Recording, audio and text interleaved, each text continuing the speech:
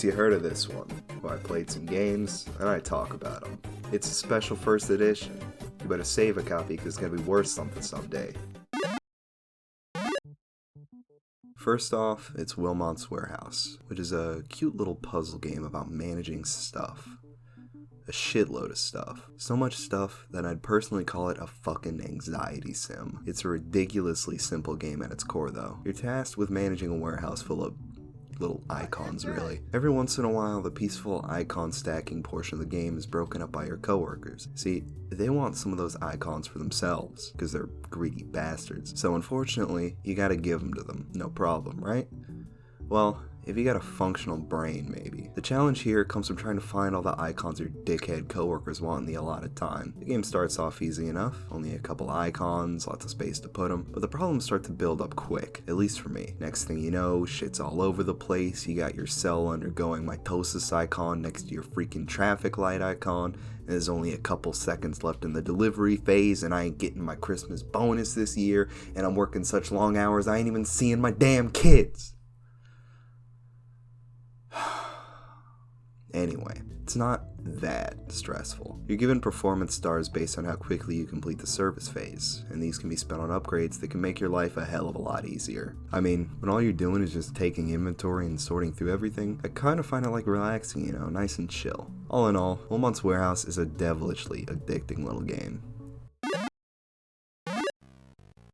Relic Hunter Zero is a pretty frantic top-down roguelite in the vein of, something like Nuclear Throne. Now I actually feel like it's a pretty damn good comparison to use here, from the ammo management to the unique passives you can get, as well as the multiple different characters you can unlock. And by the way, the best one is clearly Panzer.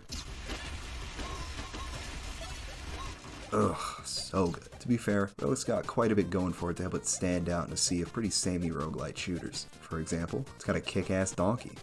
Look at that guy.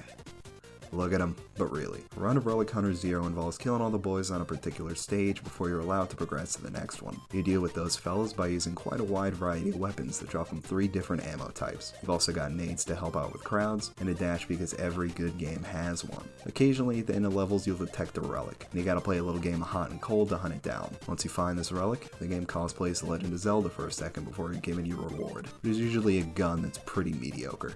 Don't get me wrong, from time to time you'll end up getting a real fucking slapper of a weapon, but most of the time you'll end up with something you're probably just going to leave behind. Now, at the end of the series of levels, you're taken to a shop where you can spin your cool boy stars on some stuff. See, you could spin them on guns or ammo or health, but the shit you really want are the passives. Now there are some boring stuff, you know, shit that just boosts your stamina regen, but there is some fun shit that like doubles fire rate or triples reload speed, you know, good shit. Relic Hunter Zero isn't an ingenious game. I don't think that's a controversial statement, but what it does get right is this.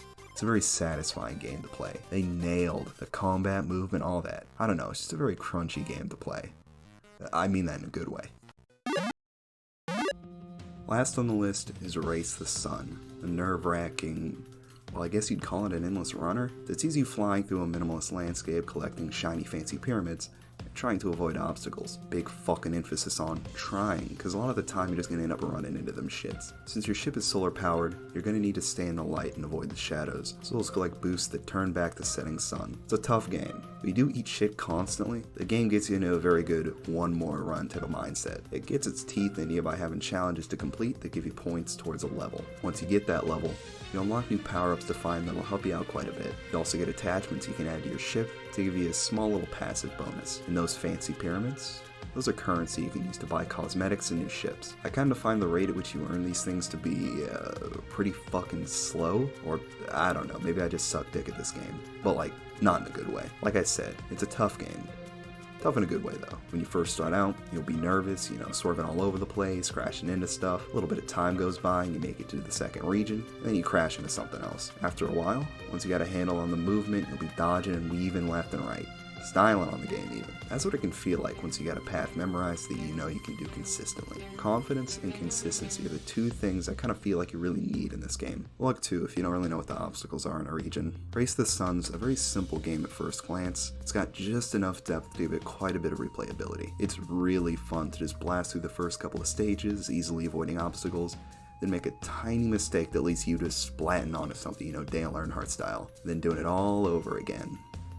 And again, and again, and again. So, how do y'all feel about these games? If you're planning on checking any out, or have already played them, I'd love to hear your thoughts on them. Thanks for sticking around.